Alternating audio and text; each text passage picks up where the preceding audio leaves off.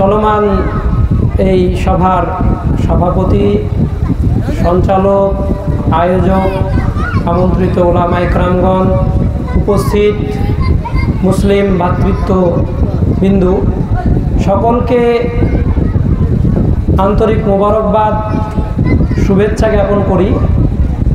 আর প্রশংসা মানেই সে আল্লাহ সুবহানাহু ওয়া তাআলা, যিনি আমাদেরকে শোনার, বলার এবং এমন সুন্দর ব্যবস্থাপনা করার তৌফিক দান করেছেন। সে আল্লাহ রাব্বুল আলামিনের বারগাহে সকলেই শুকরিয়া স্বরূপ বলি আলহামদুলিল্লাহ। অতঃপর দরুদ ও সালাম বর্ষিত হোক প্রিয় নবী মুহাম্মদুর রাসূলুল্লাহ সাল্লাল্লাহু তাআলা আলাইহি ওয়াসাল্লামের উপর, যিনি আমাদের জন্য সব সময়ের জন্য একজন আদর্শ। আল্লাহুম্মা সাল্লি আলাইহি আল্লাহুম্মা বারিক আলাইহি।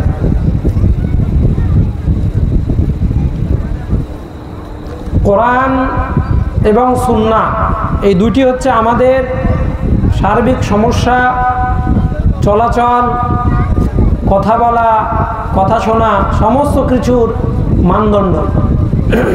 মানদণ্ডটা আমি বা সাধারণ কোনো একজন ব্যক্তি যে কেউ টেনে দিয়েছেন তা কিন্তু নয়। কোরআন এবং সুন্নাহ আমাদের জীবনে।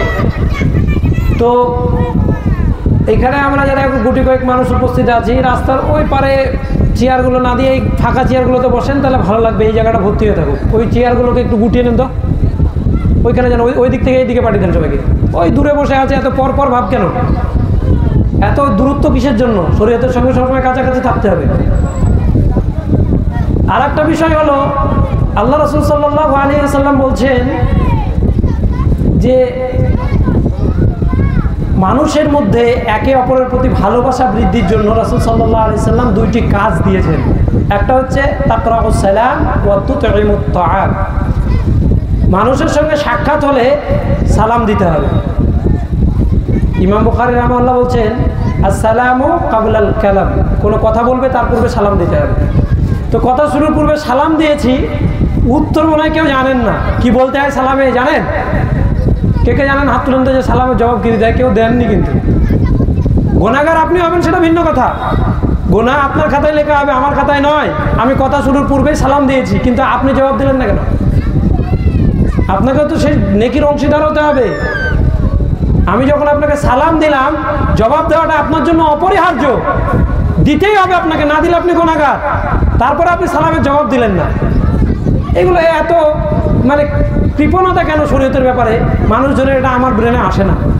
দ্বিতীয় নম্বর বিষয়, আমাদের যিনি সৃষ্টিকর্তা, সারা পৃথিবী বিশ্ব ব্রহ্মাণ্ডকে যিনি পরিচালনা করছে, সেই আল্লাহ সুবহানাহু ওয়া তাআলা শুকরিয়া করতে বলা হলে এই আলহামদুলিল্লাহ শব্দটুকু যার মুখ দিয়ে বের হলো না, এর চেয়ে হতভাগা, নির্লজ্জ, বেহায়া আর কেউ হতে পারে? আপনি রাসূল সাল্লাল্লাহু আলাইহি সাল্লাম বলছেন, হাদিসের মধ্যে রাসূল সাল্লাল্লাহু আলাইহি ওয়াসাল্লাম বলছেন, কোন ব্যক্তি যদি হৃদয়ের অন্তরের অন্তঃস্থল থেকে শুধুমাত্র আল্লাহ সুবহানাহু ওয়া তাআলার সন্তুষ্টি চিত্তে একবার আলহামদুলিল্লাহ বলে, তো এই আসমান এবং জমিনের মধ্যে যত ফাঁকা স্থান, ততটা পরিমাণ নেকি আল্লাহ রাব্বুল আলামিন তার আমলনামায় লিখে দেবে। এইখানে বসে হতভাগার পরিচয় আপনারা দিলেন, মুখ দিয়ে আলহামদুলিল্লাহ শব্দটুকু বের হলো না। তাহলে আমরা কি শিখবো? শিষ্টাচার কোথায়? এই টুকটাক বক্তব্যের মাঝে আলহামদুলিল্লাহ, সুবহানাল্লাহ, আস্তাগফিরুল্লাহ, এগুলো তো আপনাদের বলতে হবে। এগুলো বলার মাধ্যম দিয়ে তো আপনি সাকসেসফুলের জায়গায় যাবেন। সুতরাং খুব সচেতন ও মনোযোগ দিয়ে কথা কোরআন এবং সুন্নাহ শুনতে হবে, আর যেখানে যেটা বলার প্রয়োজন সেটা বলতে হবে। অন্যান্য বক্তার কথা ছেড়ে দেন। এক নাগাড়ে 1 ঘন্টা বকে দিয়ে চলে গেলাম, এটা নয়। প্রশ্ন করবো, অ্যান্সার দিতে হবে, নাহলে বক্তব্য দেবো না। দেবেন তো অ্যান্সার? দেবেন তো? প্রশ্ন করলে অ্যান্সার দিতে হবে। একটা বিষয় হচ্ছে, আল্লাহ সুবহানাহু ওয়া তাআলা পবিত্র কোরআন মুহাম্মদ রাসূলুল্লাহ সাল্লাল্লাহু আলাইহি ওয়াসাল্লামের উপর অবতীর্ণ করেছেন। কিয়ামত পর্যন্ত এটাই ফাইনাল মানুষের চলাচলের সংবিধান, জীবন বিধান এবং গাইডলাইন, যা কিছু বলবেন। তাহলে আজও কোরআনই মানুষকে পরিচালনা করতে পারে সিরাতাল মুস্তাকিমের উপরে, অন্য কিছু নয়।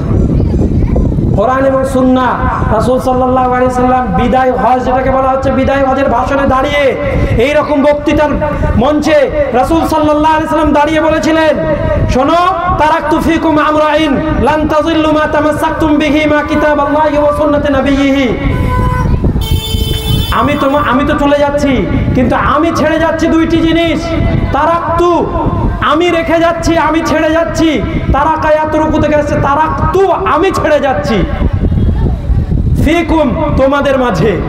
আমরাইন, দুইটি জিনিস, দুইটি আদেশ, দুইটি বস্তু।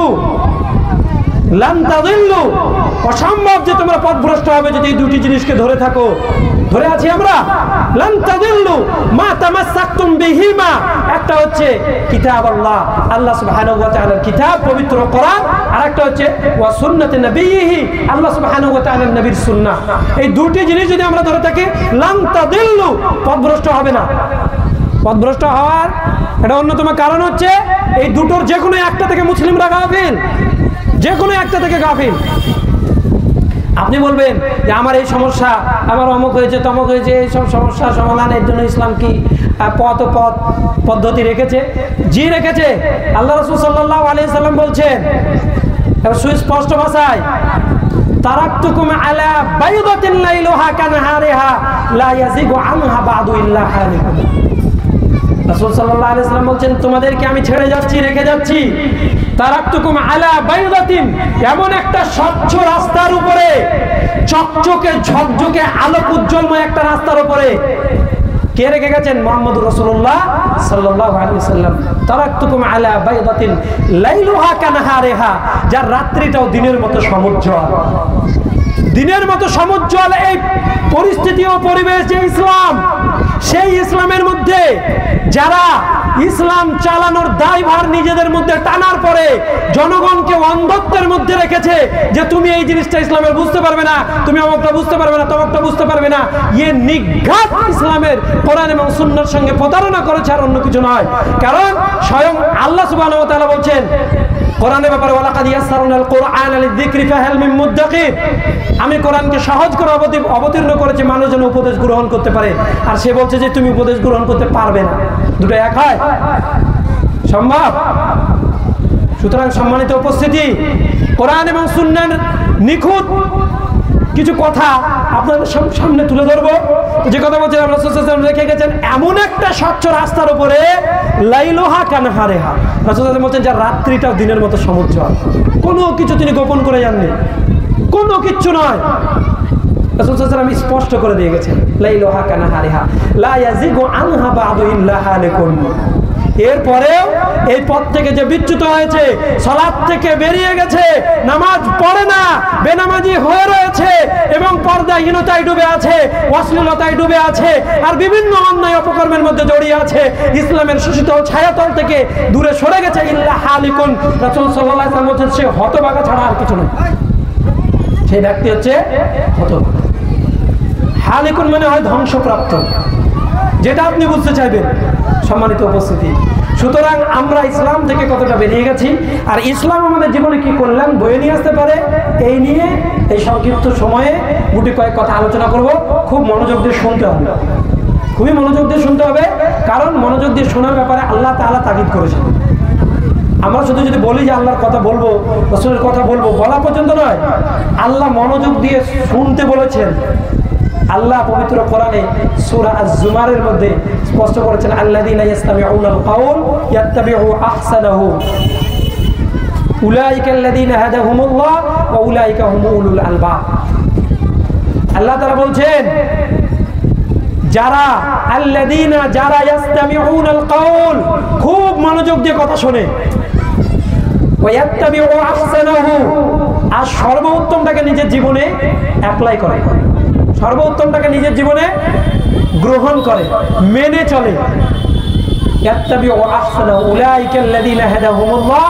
এরা আল্লাহর পক্ষ থেকে হেদায়েত পেয়েছে, হেদায়েত প্রাপ্ত ব্যক্তি এরাই। আর এরা হলো আল্লাহর ভাষায় বুদ্ধিমান। তাহলে মনোযোগ দিয়ে যারা শোনে না, কোরআন সুন্নাহ শোনার পরে সত্যায়ন প্রমাণিত হওয়ার পরে যখন আমল করে না, আল্লাহর ভাষায় এরা বুদ্ধিমান নয়। তাহলে বুদ্ধিমান হওয়ার একটা সংজ্ঞা আমাদেরকে টানতে হবে যে কোরআন সুন্নাহ শোনার পরে যদি সেটা সঠিক হয় তাহলে আমল করতে হবে, এটা আল্লাহ বলেছে। তো যাই হোক, আমরা অনেক কথা শুনি, শোনার পরে মানতে চাই না, মানব এটাও ঠিক নয়। কারণ আল্লাহ তাআলা পবিত্র কোরআনে জাহান্নামীদের বৈশিষ্ট্য উল্লেখ করতে গিয়ে ভয়ঙ্কর কথা বলেছে। এ কথার তাৎপর্য, ব্যাখ্যা, বিশ্লেষণ যদি আপনি করতে চান, অত্যাধিক ভয়ঙ্কর কথা, নিতে পারবেন না। আল্লাহ সুবহানাহু ওয়া তাআলা জাহান্নামীদের বৈশিষ্ট্য উল্লেখ করছেন, ওয়ালাকাদ যারা'না লিজাহান্নামা কাসীরাম মিনাল জিন্নি ওয়াল ইনস লাহুম কুলুবুন লা ইয়াফকাহুনা বিহা ওয়া লাহুম আ'য়ুনুন লা ইবসিরুনা বিহা ওয়া লাহুম আযানুন লা ইয়াসমাউনা বিহা উলাইকা কাল আনআম বাল হুম আদাল উলাইকা হুমুল গাফিলুন।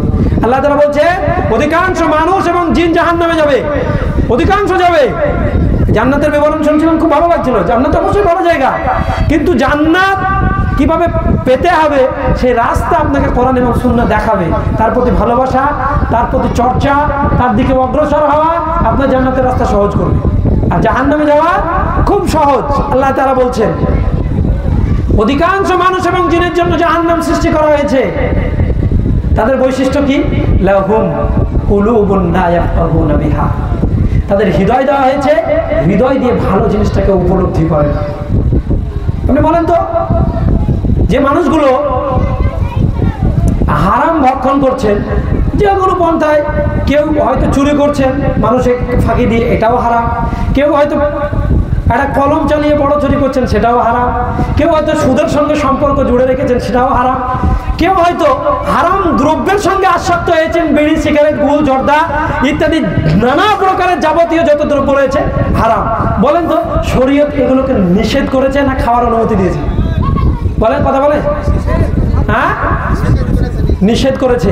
তারপরে একবার করে এমনি করে আপনার মুখের সামনে শরীয়তের নিষেধকৃত বিধান, কোরআন এবং সুন্নাহর হারামকৃত, হারাম ঘোষিত বিধানটাকে তুলে নিতে গিয়ে আপনার এই হৃদয়টা একবার বাধাগ্রস্ত করে না?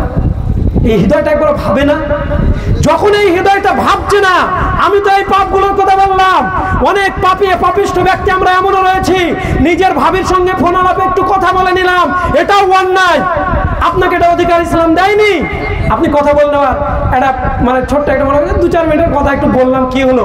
এই যে অন্যায়, এই অন্যায়টা করতে আপনার হৃদয় যদি বাধাগ্রস্ত না করে, তাহলে ওই হৃদয়টাই হচ্ছে জাহান্নামী হৃদয়। বুঝতে পেরেছেন এবার? জাহান্নামের বৈশিষ্ট্যের 1 নম্বর হচ্ছে হৃদয়। আপনার হৃদয়টা এত মানে বেহায়াপনার হৃদয় কি করে গড়ে উঠলো, যে হৃদয় সম্পর্কে আল্লাহ তাআলা পবিত্র কোরআনে সুস্পষ্ট করেছেন হৃদয় রোগাক্রান্ত হবে। এটা রাসূল সাল্লাল্লাহু আলাইহি ওয়াসাল্লাম বলেছেন, আল্লাহ সুবহানাহু ওয়া তাআলা বলেছেন। সেই হৃদয়কে পরিষ্কার পরিচ্ছন্ন করার জন্য আল্লাহ সুবহানাহু ওয়া তাআলা তাগিদ করেছেন। সে বিষয়টা দিকে আমি পরে আসছি। প্রথমত হৃদয় দিয়ে ভালো এবং মন্দটাকে যে ব্যক্তি বা যারা বা আমরা অনুধাবন করি না, পার্থক্য করি না হৃদয়ের মাঝ দিয়ে, এই হৃদয়ের বৈশিষ্ট্য, এই হৃদয় যে ব্যক্তির মধ্যে রয়েছে ওর মধ্যে জাহান্নামের বৈশিষ্ট্য রয়েছে। ক্লিয়ার?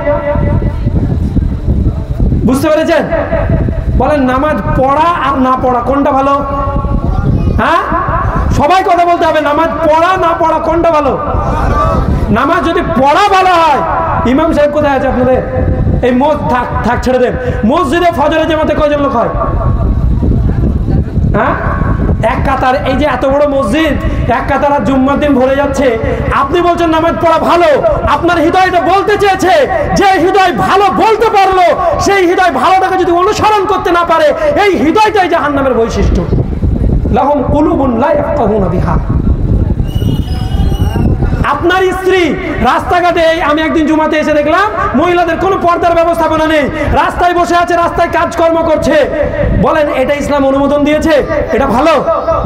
আপনার স্ত্রীকে অন্য কোনো পরপুরুষ দেখবে চোখ দিয়ে। একজন কবি তার কবিতার ভাষায় বলেছেন, তার শেষ বাক্যটা বলছি, পুরো কবিতাটা আমি বলতে চাচ্ছি না, শেষ বাক্যে গিয়ে উনি বলছেন, লজ্জাহীনা সজ্জাহেরি শয়তানি আঁখি সেনারি রে গিলে খেতে রাখে না কো বাকি। যারা রাস্তাঘাটে যায়, চলাচল করে, আপনার স্ত্রীর দিকে তাকায়, সেই বখাটে যুবকদের এই চোখগুলো, এগুলো কি ভালো চোখ? শয়তানি আঁখি, শয়তান প্রলোভনে ফেলে রেখেছে, দেখছে সে নারীরে গিলে খেতে রাখে না কো বাকি। আপনি ভোগ করছেন শারীরিকভাবে, এটা সত্য কথা, একদম খোলামেলা ভাষায় বলছি। আপনার স্ত্রীকে শারীরিকভাবে আপনি ভোগ করছেন, এটা সত্য কথা, কিন্তু চোখ দিয়ে তার শরীরের যাবতীয় অঙ্গ প্রত্যঙ্গকে নিয়ে যাবতীয় অন্যায় অপকর্মের সঙ্গে জড়িত হচ্ছে যুব সমাজ। এটা কি ভালো কাজ? এটা কি বলেন তো, হৃদয় থেকে কি বলা যায় যেটা ভালো? কেউ বলতে পারে? আপনার স্ত্রীকে দেখছে পরপুরুষ, আর দেখার পরে ও কল্পনা করছে এই বাসে এই শরীরটা কত ভালো, কত সুন্দর ফিগা, এই যে আলোচনা তার হৃদয়ের মধ্যে, এটা কি ভালো? ভালো নয় জানার পরেও এই হিকমপুরবাসী যদি তাদের স্ত্রীগুলোকে রাস্তার বাইরে বের করে দেয়, আর মা বোনরাও যদি নিজে থেকে বেরোয়, তাহলে নিঘাত বলা যেতে পারে এই হৃদয় যেটা যাপন করেছে অথচ আমল করে নিয়ে, এই হৃদয়টা জাহান্নামের বৈশিষ্ট্য। বুঝতে পারছেন না? লাহুম কুলুবুন লা ইয়াফকাহুনা বিহা। আর একটা প্রশ্ন, এটা একটু সাদা সিধা জায়গাতে এসে পড়বে। এটা এই সমাজটা তো আহলে হাদিস নাকি? হ্যাঁ, আহলে হাদিস মানে কি? হ্যাঁ, ফারাজি সমাজ। যাক, একজন বলেছে ফারাজি। ফারাজি একটা নাম, বিপ্লবকে কেন্দ্র করে আমাদের নাম আসেনি। আহলুল হাদিস, এটা একটু ছোট্ট ব্যাখ্যা বিশ্লেষণ দিয়ে আপনাদেরকে তারা বুঝতে পারবে। কোরআন এবং সুন্নাহর অনুসারী না, যদি কেউ কোরআন এবং হাদিস মানতে না পারে, আহলে হাদিস নামটা আপনার এমনি কেটে যাবে, ও সমাজের খাতায় 1000 বার লিখলেও কেটে যাবে। কেন? কোরআনটা হচ্ছে হাদিস। আল্লাহ বলছেন ওয়াল্লাহু নাযালা বিআহসানিল হাদিস, আল্লাহ সর্বোত্তম হাদিস অবতীর্ণ করেছে। আল্লাহ কি অবতীর্ণ করেছেন? কোরআন। কোরআনকে আল্লাহ তাআলা হাদিস করেছেন, বলেছেন। অপর জায়গাতে আল্লাহ বলেছেন ফাবি আইয়ি হাদিসিন বা'দাহু ইউমিনুন, এরপরে তারা কোন হাদিসের উপরে আমল করবে, কোন হাদিসের প্রতি ঈমান নিয়ে আসবে, মানে কোরআনের পরে কোন বিষয়ের উপরে তারা নিয়ে আসবে, কোন জিনিস এর উপরে তারা ঈমান নিয়ে আসবে, এখানে আল্লাহ তাআলা হাদিস বলেছেন। আমরা খুতবা দিতে গিয়ে একটা বাক্য বলি, আম্মা বা'দ ফাইন্না খায়রাল হাদিস কিতাবুল্লাহ, সবচেয়ে উত্তম হাদিস হচ্ছে আল্লাহর কিতাব, মানে পবিত্র কোরআন, এটাকে হাদিস বলা হয়েছে। আর রাসূল সাল্লাল্লাহু আলাইহি ওয়াসাল্লামের পক্ষ থেকে যেগুলো পেয়েছে ওগুলো হাদিস। দুই হাদিস, আহলুল হাদিস, হাদিসের অনুসারী, হাদিসওয়ালা, কোরআন এবং সুন্নাহর অনুসারী। হায়রে মুসলিম, আপনার মুখের ভাষা এত দুর্গন্ধযুক্ত, আপনি আপনার ভাইয়ের জন্য ব্যবহার করছেন, ভাষাটা কত খারাপ, কত খারাপ বলেন তো। আজকালকার যুগে সত্যি বড়ই খারাপ লাগে, মানে এত খারাপ লাগে, এই খারাপের কোনো শেষ নেই। আল্লাহ বলছেন মুমিনদের বৈশিষ্ট্য বলতে কি, ওয়াল্লাযীনা হুম আনিল লাগবি মুরিদুন, মুমিন হবে অনর্থক কথা, কোনো অর্থ ছাড়াই, গাল মন্দ, এই সমস্ত কথাবার্তা কার্যকলাপে মুমিন জড়িত থাকতে পারে না। আর আমরা ওই কাজেই জড়িয়ে আছি। তো কিছু বাপাদের বৈশিষ্ট্য শরীয়ত না থাকার কারণে এত নিচু জায়গায় গিয়ে পৌঁছেছে, নিজের সন্তানদেরকে এমন অশ্লীল, মানে এত নির্লজ্জ ছোট ভাষা ব্যবহার করছে সন্ততির ব্যাপারে, শোনাই যায় না। বলেন তো এই ভাষাগুলো ব্যবহার করাটা কি ঠিক? যদি ঠিক না হয় তাহলে আপনাকে পরিত্যাগ করতে হবে। যদি করতে না পারে, জানবেন যে হৃদয়টা ভিতরে আছে, এই হৃদয় আপনাকে এটা করতে বাধাগ্রস্ত করছে, তারপরে করছেন, জাহান্নামে যাওয়ার রাস্তাকে আপনি প্রশস্ত করে দিচ্ছেন, জান্নাতে যাওয়ার নয়। রাসূল সাল্লাল্লাহু আলাইহি সাল্লাম এই ব্যাপারে বলেছেন যে অন্যায় ওই বিষয়টায় যেটা করতে গেলে তোমার হৃদয় বাধা দেয়, বাধাগ্রস্ত করে, সেটাই অন্যায়। সম্মানিত উপস্থিতি, একটা গেল হৃদয়। এই হৃদয় আমাদের এই যে জায়গায় রয়েছে হৃদয় অনুভূতি, এই অনুভূতিটা মন্দে পরিণত হওয়ার কারণে আজকের সমাজে সুদ, ঘুষ, জেনা, ব্যভিচার, অশ্লীলতা, বেহায়াপনা, পর্নোগ্রাফি আর পরকীয়া, এতে একদম সমাজ জর্জরিত হয়ে পড়েছে। কেন? এই হৃদয়টা রোগাক্রান্ত হওয়ার কারণে। এই হৃদয়ের রোগটাকে কি আপনি সারিয়ে তুলবেন? মৃত্যুর পরে জাহান্নামটাকে আপনার জন্য এত পছন্দের হলো যে জাহান্নামের সর্বনিম্ন আযাব, সব থেকে ছোট আযাব হচ্ছে, কেউ কেউ বলেছেন যে তাকে আগুনের জুতা পরিয়ে দেওয়া হবে, আর কেউ কেউ বলেছেন যে তার পা দুটো জাহান্নামের মধ্যে দেওয়া হবে, শুধু পায়ের অংশটুকু জাহান্নামের মানে আগুন দ্বারা পা দুটোকে জ্বালানো হবে, মাথার মগজ টকবক টকবক করে ফুটবে, যেমনভাবে ভাতের মানে হাঁড়িতে দেখেন না যে ভাতটা ফুটছে। এটা হচ্ছে সব থেকে ছোট আযাব। আপনি যত বড়ই পাপী বা যত ছোটই পাপী হন না কেন, জাহান্নাম যদি যেতে হয় কোনো মানুষকে, তাহলে এর থেকে বড় আযাব শাস্তি ভোগ করতে হবে। ইন্না লিল্লাহি ওয়া ইন্না ইলাইহি রাজিউন। আস্তাগফিরুল্লাহ। আল্লাহুম্মা আজিরনা মিনান নার, আল্লাহুম্মা আজিরনা মিনান নার, আল্লাহুম্মা আজিরনা মিনান নার। এই জাহান্নামের কাজ হৃদয় বাধাগ্রস্ত করছে। হচ্ছে সেই হৃদয়ের উপরে এত প্রেশার দিয়ে আপনি আমি সেই অন্যায় অপকর্মগুলোকে করছি কেন? এই হৃদয়কে পরিচর্যা করার জন্য আল্লাহ সুবহানাহু ওয়া তাআলা পবিত্র কোরআনে একটা সূরা রয়েছে, সূরাতুল ইউনূস, তার 56, 57 এবং 58 নম্বর আয়াতে স্পষ্ট করে গেছেন। আল্লাহ তাআলা বলছেন, রাসূল সাল্লাল্লাহু আলাইহি ওয়াসাল্লামকে আল্লাহ তাআলা বলছেন, প্রথমত আমাদেরকে আল্লাহ তাআলা বলছেন, ইয়া আইয়ুহান নাস قد جاءتكم موعظة من ربكم وشفاء لما في الصدور وهدى ورحمة للمؤمنين قل بفضل الله وبرحمته وبذلك فليفرحوا هو خير مما يجمعون। আল্লাহ সুবহানাহু ওয়া তাআলা বলছেন, হে বিশ্ববাসী, আপনি তো মুসলিম ঘরের সন্তান হওয়ার পরে কোরআন মাজিদটাকে একবার উঠাতে পারলেন না। কোরআন মাজিদ ঘরে কিনে রেখেছেন রমজান মাসে একবার পড়ার জন্য। মা বোনরা খুব খতম দেয়, এ খতম দেওয়ার জন্য আসেনি, খতম দেওয়ার জন্য পবিত্র কোরআন আসেনি। আপনি খতম দেবেন, এটা ভালো, অধিক ভালো মানুষের পরিচয়। যে মানুষ কোরআন খতম দিল সেই মানুষ পরকীয়ায় লিপ্ত হতে পারে? যে মানুষ কোরআন খতম দিল সে সুদ ঘুষের সঙ্গে জড়াতে পারে? যে মানুষ কোরআন খতম দিল সেই মানুষ অন্যায়, অশ্লীলতা, বেহায়াপনা, নির্লজ্জতার সঙ্গে জড়িত হতে পারে? যে মা বোন কোরআন খতম দিল সে বেহায়াপনা, নির্লজ্জতার মতো রাস্তাঘাটে ঘুরে বেড়াতে পারে? যে মা বোন কোরআন খতম দিল সে পরপুরুষের সঙ্গে কথা বলতে পারে? যে মা বোন কোরআন খতম দিল সেই মা বোন লজ্জাকে বেছে নিজের শ্রম, নিজের সতীত্বকে নষ্ট করতে পারে? কোরআনে তো এগুলোকে গাইডলাইন বলা হয়েছে, গাইড দেওয়ার জন্য। তাহলে এই কোরআন কিভাবে আপনি খতম দিলেন, কিভাবে কোরআন পড়লেন? এই কোরআন তো ওই জন্য আসেনি।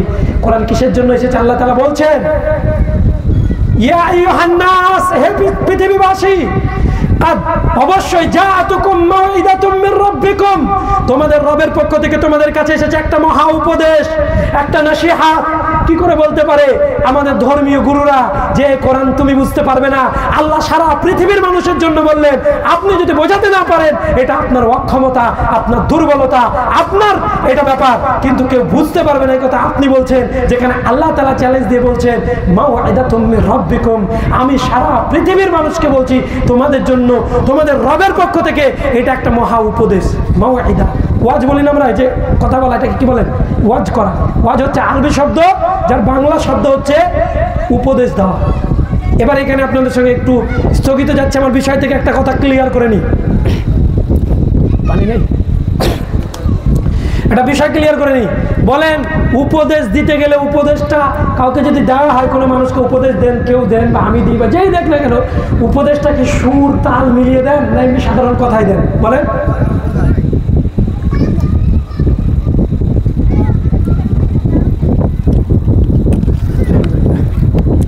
সাধারণ কথাই উপদেশ দেন, তাই তো? তাহলে আল্লাহর ওয়াজ করার সময় সুর লাগে? আল্লাহর উপদেশটা মানুষকে সাধারণ ভাষায় পৌঁছানো যায় না? কে সুর করেছে না করেছে ওটা নিয়ে আমি মানে তাকে ছোটও করতে চাইছি না, বড়ও করতে চাইছি না, কিছু বলতেও চাইছি না। আমি বলতে চাইছি, আপনাদের মধ্যে কেউ একজন যদি আমাকে এসে বলেন, ভাই আমাকে একটু উপদেশ দিন তো, মসজিদে বলে যে ভাই আমাকে একটু উপদেশ দিন তো, কি উপদেশ দেবো? বলে এই নামাজ রোজা করতে পারছি না তো একটু উপদেশ দিন। তা আমি কি বলবো? ভাই একটুখানি বসে যান, আপনাকে আমি দুটো কথা বলে যাচ্ছি। আপনি কেন নামাজ পড়বেন না, নামাজের ব্যাপারে এরকম করে যদি বলি, তো মানুষটা কি বলবে? কি বলবে আমাকে? পাগল তে বলবে, পাগল, এ কি কথা বলে। আর বক্তব্যের জগৎটা বুঝতেই পারছে, একটা কথা বলতে গিয়ে আর মনে পড়ছে না, তখন মানে এটা হচ্ছে ভঙ্গি বক্তাদের, যাদের মধ্যে বিদ্যার কোনো ছেটে ফোটা নেই। তারাই সুর নিয়ে, তাল নিয়ে জনগণকে মাতিয়ে রেখেছে, শরীয়ত শেখাতে ব্যর্থ হয়েছে, শরীয়ত শেখাতে পারেনি। আর আমরা চেষ্টা করে যাচ্ছি জনগণকে শরীয়ত শিখিয়ে দেওয়ার জন্য। আপনি শিখে গেলেই তো আমার কল্যাণ। আপনি যদি শরীয়ত শিখে যান, অন্যায় হবে না, আর অন্যায় না হলে আলহামদুলিল্লাহ অভয়ে নির্ভয়ে যে কোনো জায়গায় আমরা গমন করতে পারবো। তো এটা মাথায় রাখতে হবে যে আল্লাহ যেখানে উপদেশ দেওয়ার কথা বলেছেন, মাউইদাতুম, কোরআনটাকে উপদেশের সঙ্গে আল্লাহ তুলনা করেছেন। আর একটা কি বলেছেন? এবার আমার বক্তব্যের বিষয়ের দিকে ঢুকছি, তাহলে বুঝতে পারলেন কখনোই সুর তালের পাল্লায় পড়বেন না। এবার কেউ কোরআন মাজিদটা তিলাওয়াত করছে সুর করে, আলহামদুলিল্লাহ, এটা দরকার আছে, কোরআন সুর করে তিলাওয়াত করতে পারে। বক্তব্যের মাঝে মাঝে যখন কোরআনের আয়াত আসলো, কোরআনের আয়াতের ক্ষেত্রে গিয়ে সুর করতে পারেন, যত সুর আছে, আউযু বিল্লাহি মিনাশ শাইতানির রাজিম, আরো বড় সুর করতে পারেন, এখানে আমার আপত্তি নেই। কিন্তু কথা বলবে বাংলা মাতৃভাষায়, তুমি তো ওই বক্তব্যের নিচে নেমে কোনো কাউকে বলো না যে ভাই কোন দিক দিয়ে বাড়ি যেতে হবে, ওই বক্তাটাই বলে না। তাহলে মানুষকে বোঝানোর জন্য সুর তাল এগুলো চালাকি আর মানে শরীয়তের সঙ্গে ফাঁকিবাজি ছাড়া আর কিছু না। সুতরাং আমাদেরকে শরীয়ত শিখতে হবে। আল্লাহ রাব্বুল আলামিন শেখার তৌফিক দান করেন, আল্লাহুম্মা আমিন। আরেকটা বিষয় আল্লাহ তাআলা বলছেন, মাউইদাতুম মির রাব্বিকুম ওয়া শিফাউন লিমা ফিস সুদূর। এই যে অন্তর, এই অন্তরকে সারিয়ে তোলার একটা ঔষধ হচ্ছে পবিত্র কোরআন। যে ব্যক্তি অশ্লীলতার সঙ্গে জড়িয়ে আছেন, পবিত্র কোরআন পড়া শুরু করেন, ইনশাআল্লাহ তাআলা আজিজ অশ্লীলতা দূর হবে। যে ব্যক্তি পরকীয়ায় জড়িয়ে আছে, পবিত্র কোরআনটাকে একবার তুলে নেন আর পবিত্র কোরআন অনুবাদ সহ পড়ার চেষ্টা করেন, দেখবেন পরকীয়া থেকে আপনি মুক্তি পাচ্ছেন। কেন? আল্লাহ তাআলা সতর্ক করে বলছেন, আল্লাহর বান্দাদের কথা বলতে গিয়ে বলছেন যে যারা আল্লাহর বান্দা হবে ওয়ালা ইয়াজনুন, তারা জিনাকারী হতে পারে না, তারা জিনাকারী হবে না। এই কথা বলেছেন। আবার জিনার ব্যাপারে সতর্ক করতে গিয়ে আল্লাহ তাআলা বলছেন কি, লা তাকরাবুজ জিনা ইন্নাজ জিনা ফাহিশা, খবরদার জিনার নিকটবর্তী হয় না। এইখানে এসে একটা কথা আপনাকে বলে যায়, জিনা আপনি কি ভেবেছেন শারীরিক মিলন, শুধু এটুকুই জিনা না। রাসূল সাল্লাল্লাহু আলাইহি ওয়াসাল্লাম জিনার সংজ্ঞা টেনেছেন, আল আইনানে জিনাহুমান নাজরু, চোখের জিনা হচ্ছে চোখ দিয়ে দেখা, ওয়াল উযনানে জিনাহুমান ইসতিমাউ, কানের জিনা হচ্ছে কান দিয়ে শোনা। পরমহিলার কথা শুনতে খুব ভালো লাগে, আসক্ত হয়ে পড়েছেন, প্রেমাসক্ত হয়ে পড়ার পরে আপনি পরের মহিলার মেয়ের সঙ্গে কথা বলছেন, খুব ভালো লাগছে। এই যে কথা বলছেন এবং শুনছেন, উভয়টাই পাপ, উভয়টাই জেনার স্তর। রাসূল সাল্লাল্লাহু আলাইহি ওয়াসাল্লাম বলছেন উযনানে জিনাহুমান ইসতিমা, আল ইয়াদ জিনা হাল বাতসু, আর এটা হচ্ছে হাতের জেনা হচ্ছে হাত দিয়ে ধরা। ভাবি তাই একবার হাতটাকে ধরে নিয়েছেন ভাবি, এটাকে কোনো অপরাধ মনে করেননি, এটা চূড়ান্ত পর্যায়ের অপরাধ। ভাবির হাত ধরার অনুমতি আপনাকে ইসলাম দেয়নি, আপনার ভাবির হাত আপনার ভাই ধরবে এই অনুমতি ইসলাম তাকে দিয়েছে, আপনাকে কোথায় দিল? বরং আপনাকে তো মরণের সঙ্গে তুলনা করেছে ইসলাম। আজকে ইসলামিক জ্ঞান হীনতার কারণে আহলে হাদিস সমাজগুলো কোরআন এবং সুন্নাহ থেকে বহু দূরে সরে গেছে। আহলে হাদিস সমাজ হওয়ার পরেও ঘরে ঘরে পর্দা উঠে গেছে। কিসের জন্য? এই হৃদয়টা রোগাক্রান্ত হওয়ার কারণে, হৃদয়টা রোগাক্রান্ত হওয়ার কারণে। আল ইয়াদ জিনা হাল বাতসু আর রাজুল জিনা আল মাসি, পায়ের জিনা হচ্ছে পা দিয়ে যাওয়া, পা দিয়ে চলা। পরমহিলার সঙ্গে সাক্ষাৎ করতে যাচ্ছেন, হ্যাঁ ঠিক আছে অমুক জায়গায় এসে তোমাকে দেখতে খুব মন চাইছে, দেখতে যাওয়াটা হচ্ছে পায়ের জেনা। আর একটা কথা মনে রাখবেন, কাল কিয়ামতের মাঠে আপনার মুখটাকে বন্ধ করে দেওয়া হবে। আল্লাহ রাব্বুল আলামিন বলছেন সেই দিন কথা বলবে কি আপনার হাত, তুকাল্লিমুনা আইদিহিম, আর সেই দিন এই পা সাক্ষ্য দেবে। তুকাল্লিমুনা আইদিহিম ওয়া তাশহাদু আরজুলুহুম, আর পা তখন হাতের কথাটাকে সাক্ষ্য দেবে যে হাত তুমি ঠিক বলেছো। হাত কথা বলবে, পা সাক্ষ্য দেবে। এই দুটোকে আবার রাসূল সাল্লাল্লাহু আলাইহি ওয়াসাল্লাম বলছেন যে পা দিয়ে চলা হচ্ছে পায়ের জেনা, জেনার কার্যকলাপের জায়গায় যদি আপনি যান, পা দিয়ে চলাটা হচ্ছে আপনার জেনা। সিনেমা দেখতে যাওয়া, পা দিয়ে যাওয়া পায়ের জেনা। সিনেমায় অশ্লীলতা, বেহায়াপনা, নির্লজ্জতা, নগ্নতা এগুলোই ছড়ানো হচ্ছে, এগুলো দেখানো হচ্ছে।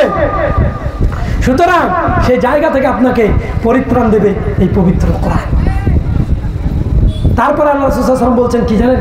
কঠিন কঠিন শব্দ, কঠিন শব্দ, যেটা বলছিলাম একটু আগে যে কি একটা পরপুরুষ আমার স্ত্রীকে দেখার পরে কি কল্পনা করতে পারে, এই কল্পনা করাটাকেও রাসূল সাল্লাল্লাহু আলাইহি ওয়াসাল্লাম জেনা বলছেন। সুবহানাল্লাহ। আল্লাহ রাব্বুল আলামিন হেফাজত করেন। রাসূল সাল্লাল্লাহু আলাইহি ওয়াসাল্লাম বলছেন শেষে গিয়ে যে আর রাজুল জিনা আল মাসি আল কলব জিনা হাত্তা তামান্নাই, হৃদয়ের জেনা হচ্ছে হৃদয় দিয়ে কল্পনা করা। তাহলে আর আল্লাহ বলেন লা তাকরাবুজ জিনা, কোরআনে বলেছেন কোরআনটাকে বড় উঠান, সিফাউল লিমা ফিস সুদূর, হৃদয়টা রোগাক্রান্ত হওয়ার কারণে বাড়িতে বাড়িতে আপনাদের এখানে হয়েছে কিনা জানি না, গোষ্ঠী লোন আর বন্ধন লোন ঢুকেছে না? ঢুকেছে সব ইসলামকে হরণ করার জন্য। আল্লাহর দেওয়া এত প্রশস্ত জমিনে আপনার রুজির অভাব হয়ে গেল, ওই বন্ধন লোনের সামান্য কত টাকা আছে, গোষ্ঠীতে কত টাকা আছে, এই দুটো পয়সা পাওয়ার জন্য নিজের ইমানকে বিক্রয় করে দিলেন। আর এগুলো আবার ব্যবস্থাপনা করেছে পর্দা ব্যবস্থাপনা, পর্দাকে উঠিয়ে দেওয়ার জন্য। আরে ভাই, মহিলাদের ছাড়া আবার গোষ্ঠী লোন দিবে না, পুরুষদেরকে দেবে না। আর আপনি কাপুরুষ, আপনার স্ত্রীকে ঠেলে দিয়েছেন বেপরতা নির্লজ্জতা বেহায়াপনার দিকে। মনে রাখবেন, আলা কুল্লুকুম রাইন ওয়া কুল্লুকুম মাসউলুন আন রাইয়াতিহি। আপনার স্ত্রী কোথায় যায়, কি করে, কি অন্যায় করে, কার সঙ্গে কথা বলে, কোনো পরপুরুষের সঙ্গে কথা বলে কিনা, এটা সার্বিক দায়িত্ব আপনার। আপনি আপনার স্ত্রীকে ছেড়ে দিয়েছেন খোলামেলা, আপনার স্ত্রী কোথাও এখন চলে যাচ্ছে, পরপুরুষের সঙ্গে কথা বলতে বাধ্য হচ্ছে, কথা বলছে, যদি এটা হয় আর রাসূল সাল্লাল্লাহু আলাইহি ওয়াসাল্লামের ভাষা যদি সত্য হয়, অবশ্যই সত্য। রাসূল সাল্লাল্লাহু আলাইহি ওয়াসাল্লাম বলেছেন, আলা কুল্লুকুম রাইন, তোমরা প্রত্যেকে দায়িত্বশীল। আলা কুল্লুকুম রাইন ওয়া কুল্লুকুম মাসউলুন আন রাইয়াতিহি, প্রত্যেকের দায়িত্ব সম্পর্কে কাল কিয়ামতের দিন জবাবদিহিতা করতে হবে। আপনি আপনার স্ত্রীর দায়িত্ব গ্রহণ করেছেন পরপুরুষের সামনে ঠেলে দেওয়ার জন্য নয়। এই দায়িত্ব সম্পর্কে আপনি জবাব দিতে দেওয়ার জন্য প্রস্তুত আছেন তো? ভাবছেন কেন আপনি? আপনি কিসের জন্য ভাবছেন যে একজনের সঙ্গে কথা বললো, দুই একজনের সঙ্গে কি আছে, পরে অনেক কান্নাকাটি করে নেবো? এই কান্নাকাটি করার সুযোগটাই আপনাকে আল্লাহ দেবেন, এর গ্যারান্টি কি আছে? আজকে আপনার স্ত্রীকে বলতে হবে গলা ধরে যে দেখো, তুমি আমার জন্য মূল্যবান সম্পদ, আমরা দুজন দুনিয়া থেকে জান্নাত পর্যন্ত যেতে চাই, সুতরাং এই ওয়াসলেওয়াতা বেহায়াপনার মধ্যে তোমাকে থাকতে হবে না। যতই কষ্ট হোক না কেন, আমরা অল্প খাবো, অল্প সাজবো, অল্প পরবো, অল্প জায়গা জমিতে আমরা বসবাস করব, কিন্তু অন্যায় অপকর্মের জায়গায় আমরা যাবো না। এই গ্রুপ লোন, তমক লোন যা আছে পরিষ্কার পরিশোধ করে স্ত্রীকে পাপ মুক্ত করেন, জবাব আপনাকে দিতে হবে। আপনি যদি আপনার স্ত্রীকে পাপ মুক্ত করার চেষ্টা না করেন, যদি ঢিলামু করেন, ওয়াল্লাহি আল্লাহর কসম করে বলছি, আপনার স্ত্রীর সমস্ত ঢিল দেওয়ার কারণে সমস্ত পাপের অংশীদার আপনি স্বয়ং নিজে। ভেবেছেন? এই জায়গাটা তৈরি করে থেকে হৃদয় থেকে, হৃদয়ের মধ্যে শয়তান কুমন্ত্রণা দেয় যে আর কিছুদিন পর এই অন্যায়টা ঘটছে, একবারে আল্লাহর কাছে তওবা তিল্লা করে একবারে ক্ষমা নিয়ে একদম আল্লাহওয়ালা হয়ে যাবো। এটাই তো শয়তান আপনাকে ধোকায় ফেলে রেখেছে। আল্লাহ বলেছেন কি, সারিউ ইলা মাগফিরাতিম মির রাব্বিকুম, ছুটে এসো আমার ক্ষমার দিকে। আর আপনি অপেক্ষা করবেন 1 বছর, 1.5 বছর, 6 মাস, 3 মাস, 2 মাস। কেউ অপেক্ষা করে নামাজ পড়ার জন্য জুমার দিন। হ্যাঁ, বলে যায় জুমার দিন থেকে নামাজ শুরু করবো। কিসের জুমা? তোমাকে এখনই পড়তে হবে। বলে কাপড়টা ঠিক নেই, কাপড় ঠিক নেই, ওই অবস্থায় তোমাকে নামাজ পড়তে হবে। নামাজ তোমার জন্য মাপ নেই। নির্লজ্জ বেহায়া মুসলিম, তোমার লজ্জা করে না বলতে যে নামাজ শুক্রবার থেকে পড়বো? কি অবকাশ আছে? শুক্রবার থেকে পড়বে, শুক্রবার আসবে, তোমার নামাজ পড়া নসিবে জুটবে না, মৃত্যু চলে আসবে, তোমার নসিবে নামাজ জুটবে না। সুতরাং যে পাপ চলছে বন্ধ করার জন্য যারা আমরা কোরআন এবং সুন্নাহর অনুসারী, ইমিডিয়েটলি যেন আমরা ব্যবস্থাপনা গ্রহণ করি, নইলে এই পাপ চলতে থাকবে পরিবারের মধ্যে, আপনি ছেড়ে চলে যাবেন, আপনার কবরেও হয়তো শাস্তি হতে পারে। সুতরাং এই হৃদয় এটাকে পরিশুদ্ধ করতে পারে পবিত্র কোরআন, ওয়া শিফাউল লিমা ফিস সুদুর ওয়া হুদাম ওয়া রাহমাতুল লিল মুমিনিন। আল্লাহ বলেন এটা মুমিনদের জন্য হেদায়েত। কোথায় পথ নির্দেশনা খুঁজেছেন? আমরা খুঁজছি কি? আজকাল কোন মানুষ এখানে যারা উপস্থিত আছেন বুক ফুলিয়ে বলতে পারেন যে আমার ছেলেকে আধুনিক শিক্ষার প্রতিষ্ঠানে না দিয়ে প্রথমে কোরআন এবং সুন্নাহ যেখানে পড়ানো হয় সেই প্রতিষ্ঠানের জ্ঞানটা প্রথমে আমি দান করব, এই নিয়ত কয়জন পিতার আছে? হাত তোলেন তো দেখি, হাত তোলেন যে আমার সন্তানাদিকে আমি আধুনিক শিক্ষায় প্রথমে ঠেলবো না। আপনি দেন, প্রয়োজন আছে দেবেন, অবশ্যই আমি বাধাগ্রস্ত করছি না, কিন্তু যেহেতু আল্লাহ বলছেন হুদা, এই হিদায়েত দিক নির্দেশনা দেখানোর জন্য আমার ছেলেকে আমি কোরআন এবং সুন্নাহর জ্ঞান যেখানে হয় সেইখানেই আমি ভর্তি করবো, সেখানেই পড়াবো। সেই জ্ঞান আমি যে কোনো পথ পদ্ধতি অবলম্বন করে টাকা খরচ করে আমার সন্তানকে আমি দেবো। এই রকম মন মানসিকতার পিতা আমরা কয়জন আছি? এই 2-4 জন, যে আমরা আমাদের সন্তানকে, বাকি আধুনিকতার ছোঁয়া। আপনি ভালো মানুষ তৈরি করার জন্য মনে করছেন আপনার ছেলেকে 11, 12, গ্রাজুয়েশন, মাস্টার্স এগুলো করাতে হবে। মাস্টার্সের কাহিনী আমরা দেখেছি ইউনিভার্সিটিতে, যদি বলি অনেক পিতামাতা আছে ভয়ে মাস্টার্সে পড়তেই দেবেন না ছেলেমেয়েকে।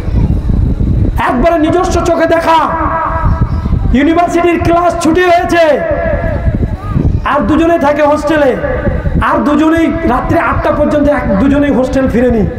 কোথায় গিয়েছে?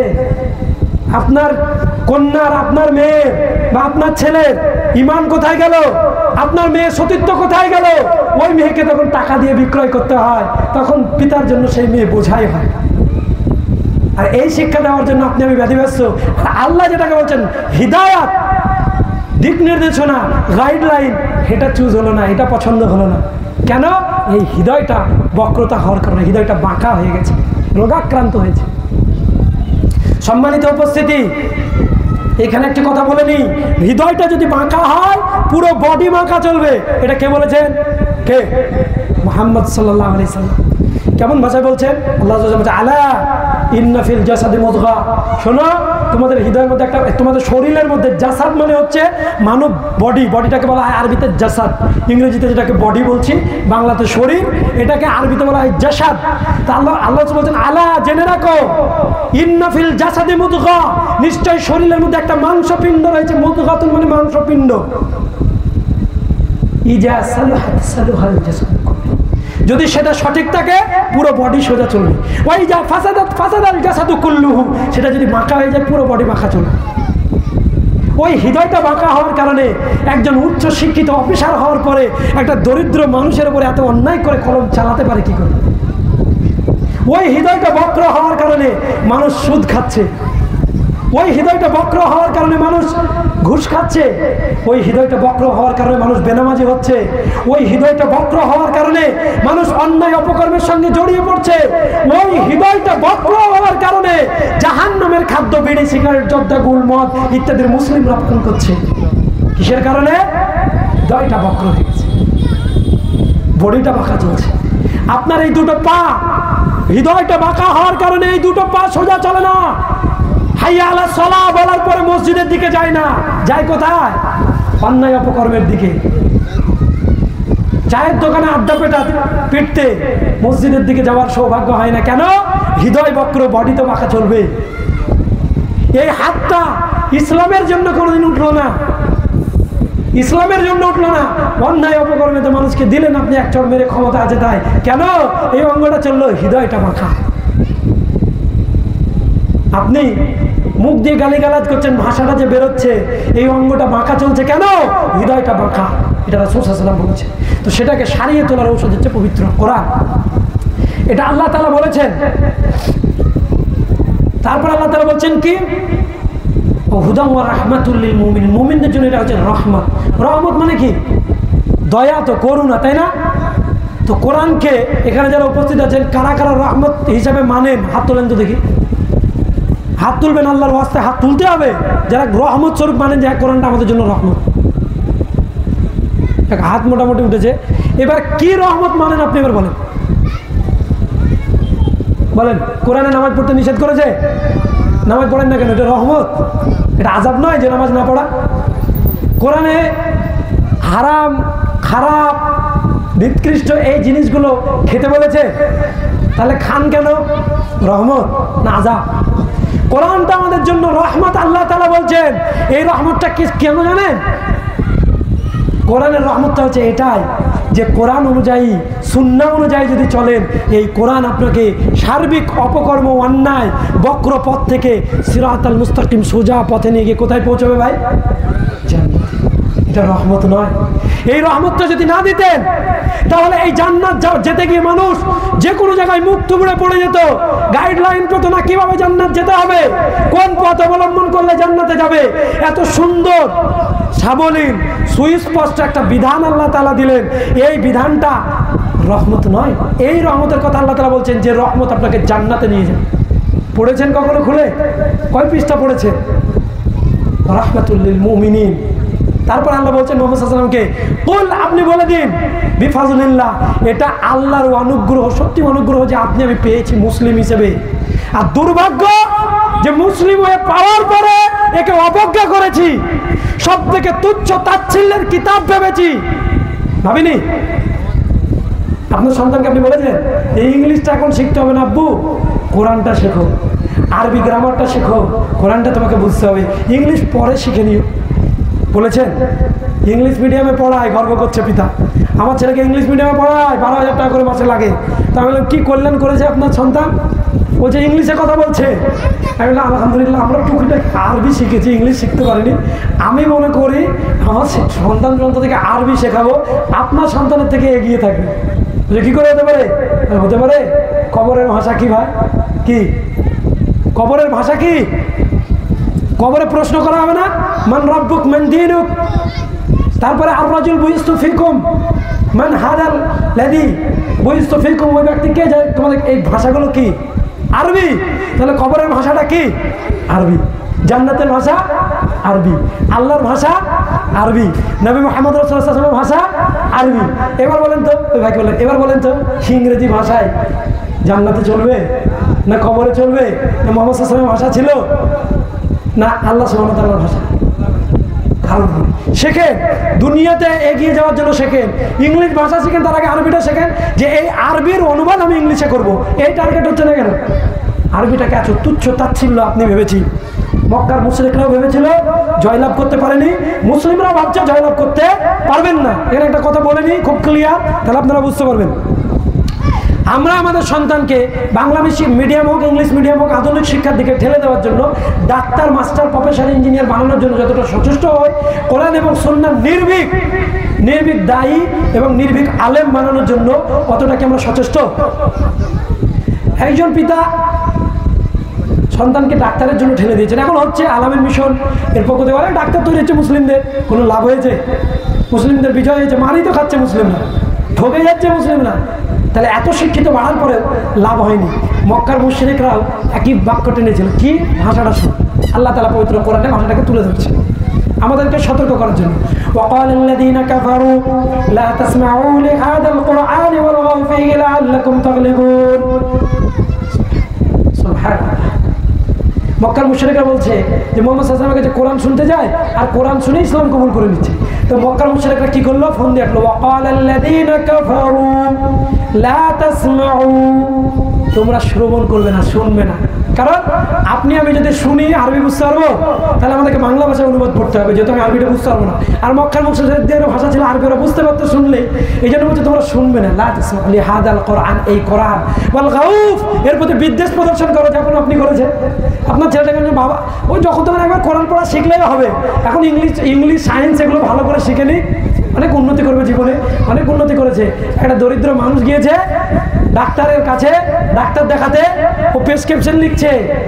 প্রেসক্রিপশনে যেগুলো প্রয়োজন, সেই প্রয়োজনীয় টেস্টগুলোও লিখেছে, যেগুলো প্রয়োজনীয় সেই টেস্টগুলোও লিখেছে। কেন? টেস্টওয়ালার কাছ থেকে যদি কিছু টাকা আসে, একজন দরিদ্র মানুষ তার টাকা বের করতে গিয়ে মাথার ঘাম পায়ে পড়ছে। এত কষ্ট করে উপার্জন করার পরে সেই টাকাকে হাতিয়ে নিচ্ছে। তুমি এই দিক থেকে কমিশন, ওই দিক থেকে কমিশন, সার্বিক দিক থেকে তুমি কি শিক্ষায় আপনার সন্তানকে আপনি শিক্ষিত করে তুললেন? নবী মুহাম্মদ রাসূলুল্লাহ সাল্লাল্লাহু আলাইহি ওয়াসাল্লাম শিক্ষা দিলেন যে মানুষের কল্যাণের জন্য যে মানুষ সদা সর্বদা ব্যতিব্যস্ত থাকবে, সেই তো প্রকৃত অর্থে ভালো মানুষ। তাহলে আপনি ওই পথ বেঁচেছেন, আর এই পথটাকে বাছেন, আর আপনি বলছেন মুসলিমরা অনেক উন্নতি করবে, কিচ্ছু করতে পারবে না। মক্কার মুশরিকরা পেরেছিল, বিজয় কাদের এসেছিল? ইদা জা নাসরুল্লাহি ওয়াল ফাত, বিজয়টা কাদের ছিল? মক্কার মুশরিকদের না মুসলিমদের? কথা বলেন, কাদের? মুসলিমদের। মুসলিমরা কোরআনের মানে দিকে ছিল বেশি না কোরআনের বিপক্ষে ছিল? কোরআনের দিকে ছিল। কোরআনের দিকে যারা ছিল তাদের বিজয় এসেছিল। আজও কোরআন এবং সুন্নাহর দিকে যারা থাকবে তাদেরই বিজয় হবে। কোরআন এবং সুন্নাহর বহির্ভূত যারা চলছে তাদের বিজয় হবে না।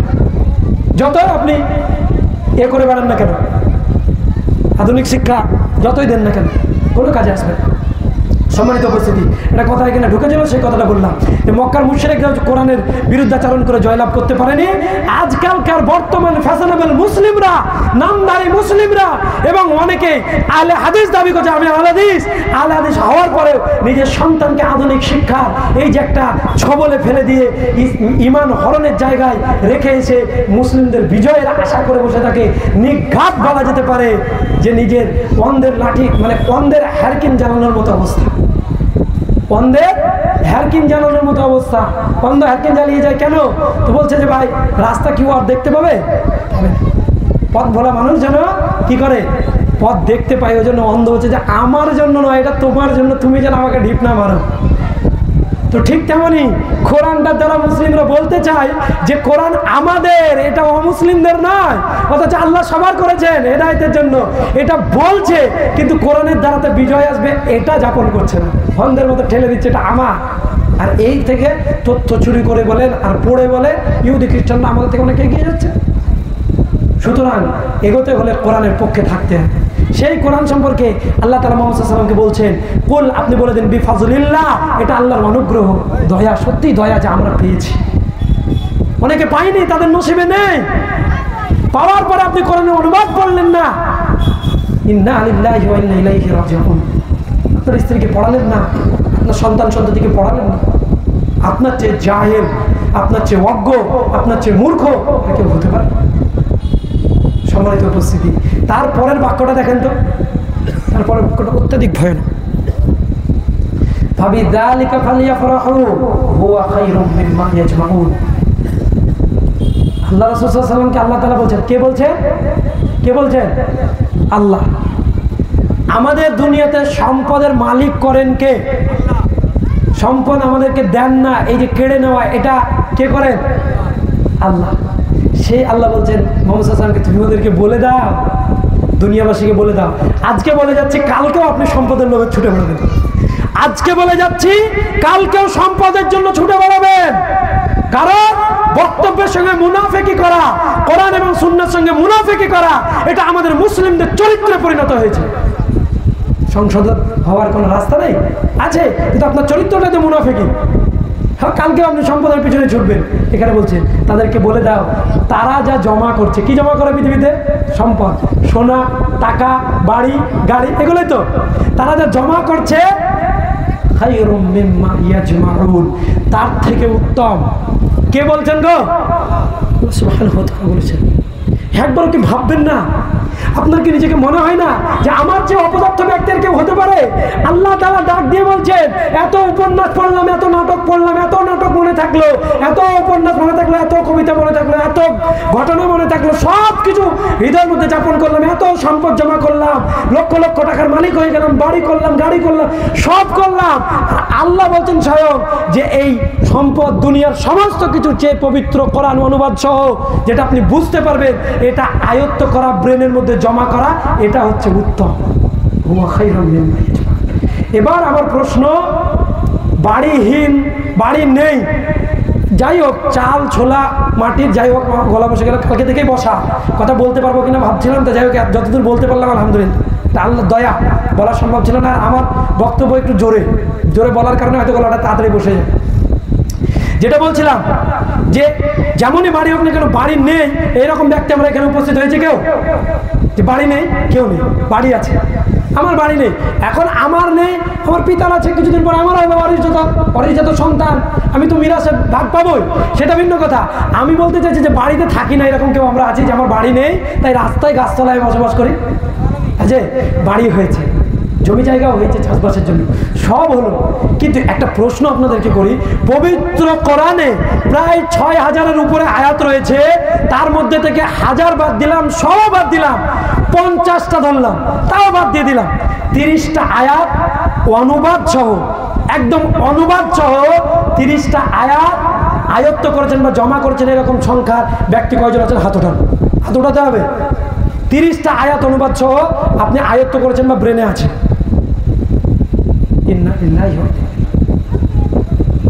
আল্লাহ বলেছেন যেটাকে কল্যাণ, যেটা উত্তম, কার সঙ্গে? তো আমি একজন মুসারা বলছেন আপনাকে ধর্মের কথা বলবো, আমার কথা মানবেন না, এটা তো স্বাভাবিক ব্যাপার। মানুষের কথা মানবেন না, এটা তো স্বাভাবিক ব্যাপার।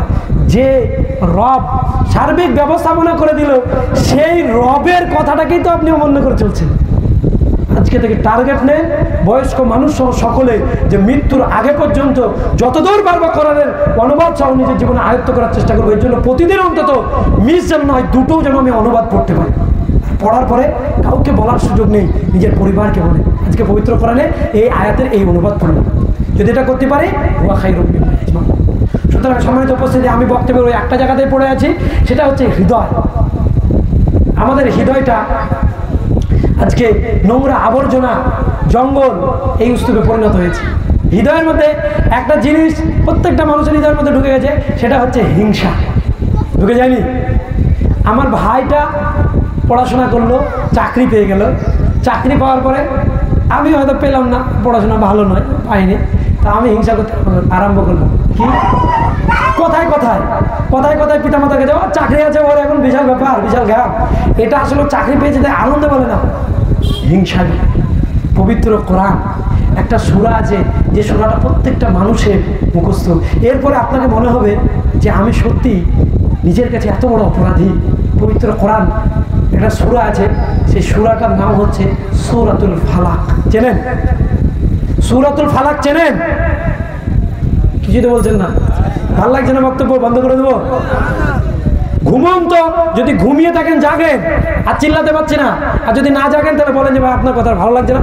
আমার কিছু এসে যায়, আমি একটা হাদিস রাসূল সাল্লাল্লাহু আলাইহি ওয়াসাল্লাম বলছেন কি, মান সালাকা তারিকান ইয়ালতামিসু ফীহি ইলমান শাআলাল্লাহু লাহু তারিকান ইলাল জান্নাহ, কেউ যদি ইলম সংগ্রহের জন্য পথ পাড়ি দেয়, আল্লাহ সুবহানাহু ওয়া তাআলা তার জান্নাতের রাস্তাকে প্রশস্ত করে দেন।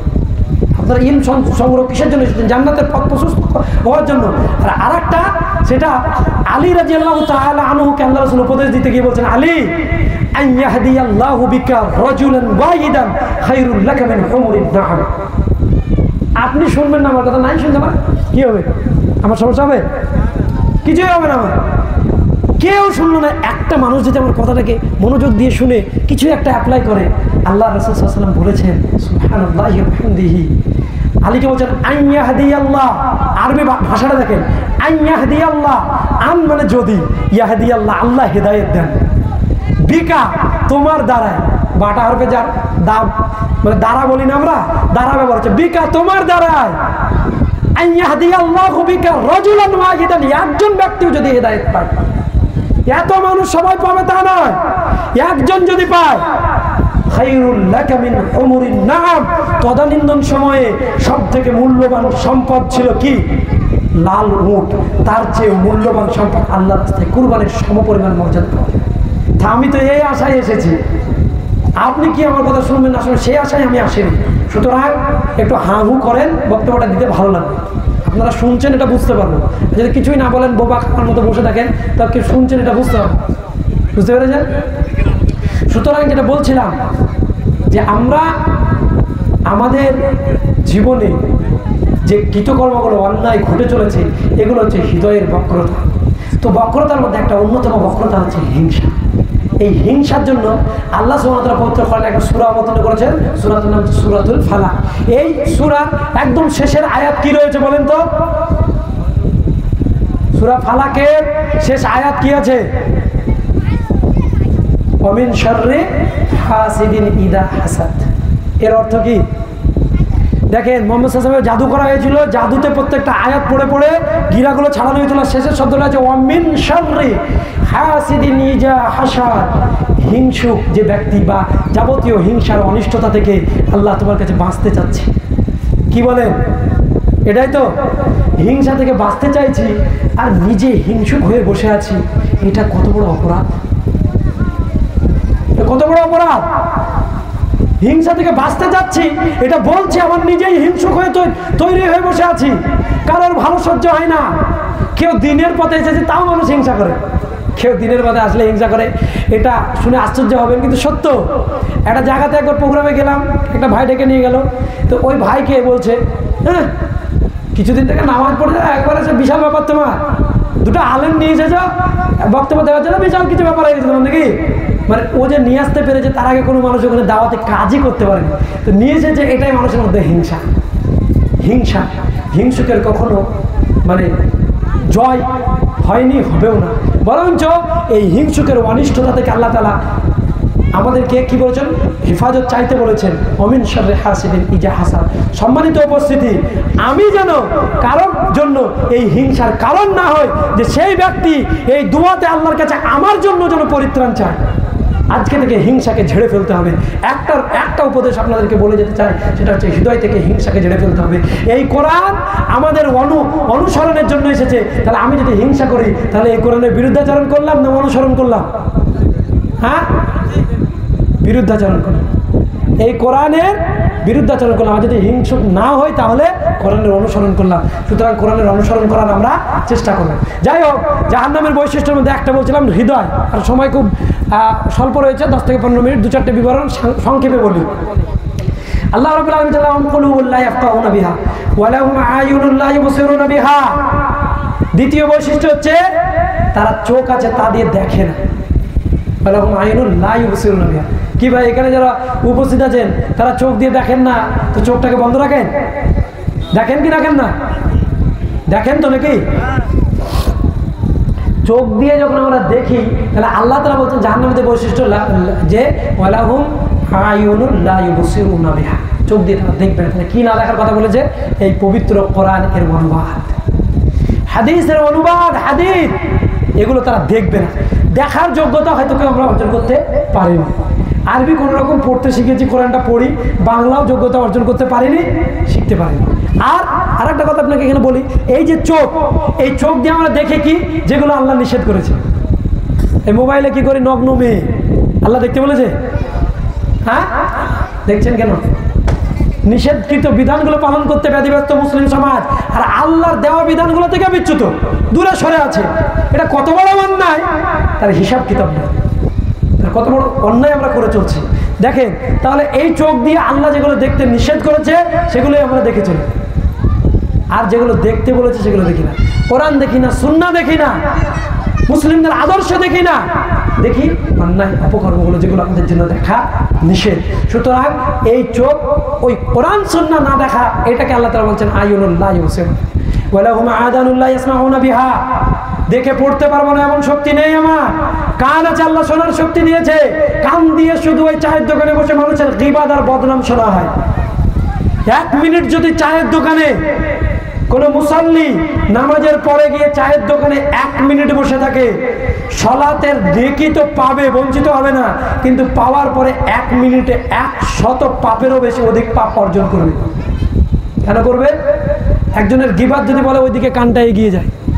আর আল্লাহ বলছেন ইয়া আইয়ুহাল্লাযীনা আমানু লা ইয়াসখার কওমুম মিন কওমিন আসা আন ইয়াকুনু খায়রাম মিনহুম ওয়ালা নিসাউম মিন নিসাইন আসা আন ইয়াকুননা খায়রাম মিনহুন্না ওয়ালা তালমিজু আনফুসাকুম ওয়ালা তানাবাযু বিল আলকাব বিসাল ইসমুল ফুসুক বা'দাল ঈমান ওয়া মান লাম ইয়াতুব ফাউলাইকা হুমুয যালিমুন।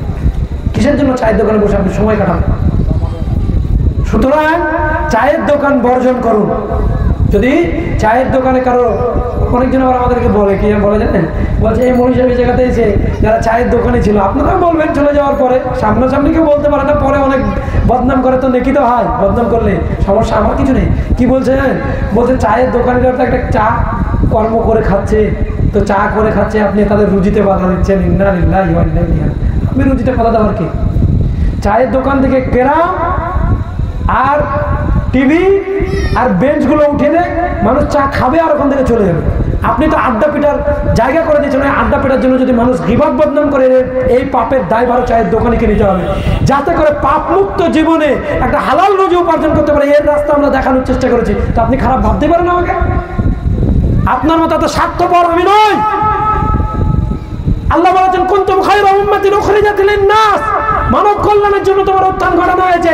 নিজে নামাজ পড়বেন, সন্তানটাকে বলতে পারেন না নামাজ পড়বেন, নিজে গীবত বদনাম থেকে বেঁচে থাকবেন। আর চায়ের দোকানে গীবত বদনাম করার জন্য ওই দোকানেও যে দায়ভার কাঁধে বহন করছে, তাকে আপনি নিষেধ করবেন না। এই স্বার্থপর আমি নই। কারণ আল্লাহ বলছেন মানুষের কল্যাণের জন্য তোমাদের উত্থান ঘটানো হয়েছে। মানুষের কাছে যেতে হবে, কল্যাণের কথাগুলো বলতে হবে, আলোচনা করতে হবে। কত সহজ সম্মানিত উপস্থিতি। তাহলে এই কান আল্লাহ যা শুনতে বলেছে, কোরআন হাদিস, এই যে আজকের আলোচনা কোরআন হাদিসের উপরেই হচ্ছে, কোরআন হাদিসের বাইরে কোনো কথা আমি বলি। এই যে আলোচনাগুলো, এইগুলো শোনা হচ্ছে আমাদের কান। কান হক রাখে। আর কান শুনছে কি? হেডফোন লাগিয়ে গান, হেডফোন লাগিয়ে অবৈধ সম্পর্কে, অবৈধ নারীর প্রেমালাপ, কথাবার্তা। কান শুনছে গীবত বদনাম। কান শুনছে মানুষ যেগুলো কোরআন এবং সুন্নাহ নিষেধ করেছে, আর কোরআন এবং সুন্নাহ যেগুলো বলেছে এগুলো কেউ কান দ্বারা শোনে না।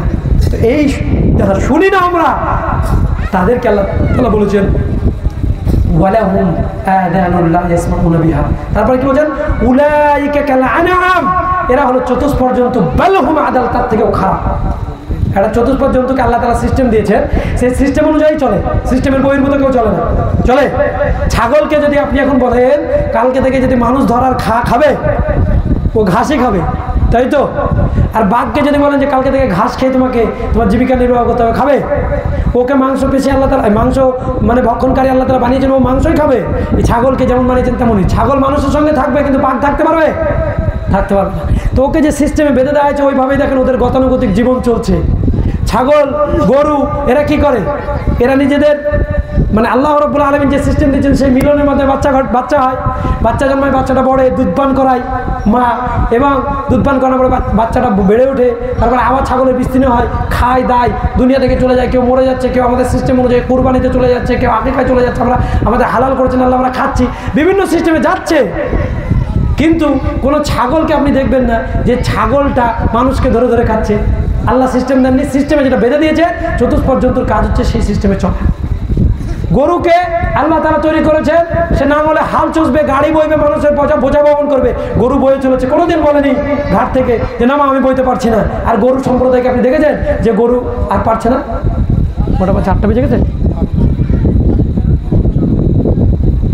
8টায় আজান হবে তো নাকি? যাই হোক, আর 5 মিনিট সময় আছে, 1টাতে আজান হবে ইনশাআল্লাহ তাআলা। আমি সময়ের অধিক যাব না। তো এখানে একটা বিষয় হচ্ছে যে গরু কখনো বলেছে যে আমি বোঝা বহন করতে পারছি না, গায়ের দুধ দহন করে চলেছি সারা জীবন, গাইটা বলেছে যে আমি দুধ দিতে পারবো না। যে সিস্টেমে আল্লাহ দিয়েছেন সেই সিস্টেমেই সে চলছে। একমাত্র মানুষই আল্লাহর সিস্টেমকে লঙ্ঘন করেছে। মানুষকে যে সিস্টেম দেওয়া হয়েছে সেই সিস্টেমে মানুষ চলতে চায় না। এই লঙ্ঘন করার কারণে আল্লাহ তাআলা বলেছেন উলাইকা কাল আনআম, এরা চতুষ্পদ জন্তু, বাল হুম আদাল, তার থেকে খারাপ। নামাজ পড়তে বলেছে, নামাজ পড়ে না। অন্যায় অপকর্ম থেকে বাঁচতে বলেছে, বাঁচে না। মেয়েদেরকে, এই যে আমাদের মা বোনরা রয়েছেন, আজকে বলে যাচ্ছে যে পর্দা আপনার জন্য ফরজ, কালকে এসে যদি আবার দেখা যায় আবার রাস্তাঘাটে ঘুরে বেড়াবে, তাহলে কি? উলাইকা কাল আনআম, চতুষ্পদ জন্তু, বাল হুম আদাল, তার থেকে খারাপ। উলাইকা হুমুল গাফিলুন, এরা হলো প্রকাশ্য পথভ্রষ্ট। সম্মানিত উপস্থিতি, সুতরাং কোরআন এবং সুন্নাহ এটা আমাদেরকে আমাদের জীবনকে সংশোধনের জন্য গাইডলাইন আল্লাহ সুবহানাহু ওয়া তাআলা দিয়ে দিয়েছেন। সেই গাইডলাইন অনুযায়ী আমরা যেন আমাদের জীবনকে সংশোধন করতে পারি এবং পাপমুক্ত একটা জীবন তৈরি করে শুধু এই ক্ষণস্থায়ী জীবনের লোভে পড়ে নয়, চিরস্থায়ী জীবনের লোভ, জান্নাতের লোভ লালসায় পরকালে যেন আমরা পাড়ি দিতে পারি এবং পরকালের জীবনকে উপভোগ করতে পারি। আল্লাহ রাব্বুল আলামিন তৌফিক দান করেন। এবং আমরা তার পাশাপাশি প্রত্যহত আমাদের মসজিদে মক্তব কেন্দ্রিকভাবে কিংবা সমাজে কোথাও কোনো স্থান চয়ন করে সেখানে মানুষকে কোরআন এবং সুন্নাহর দার্স, কোরআন এবং সুন্নাহর শিক্ষা দিতে পারি। আল্লাহ রাব্বুল আলামিন ব্যবস্থাপনা করে দেন। আল্লাহুম্মা আমিন। আকুলু কওলি হাযা আস্তাগফিরুল্লাহ লি ওয়া লাকুম ওয়া লিসাইরিল মুসলিমিন ফাস্তাগফিরুহু ইন্নাহু হুয়াল গফুরুর রহিম। আসসালামু আলাইকুম ওয়া রাহমাতুল্লাহি ওয়া বারাকাতুহু। সলাতের পরে আপনাদের প্রধান আলোচক রয়েছেন।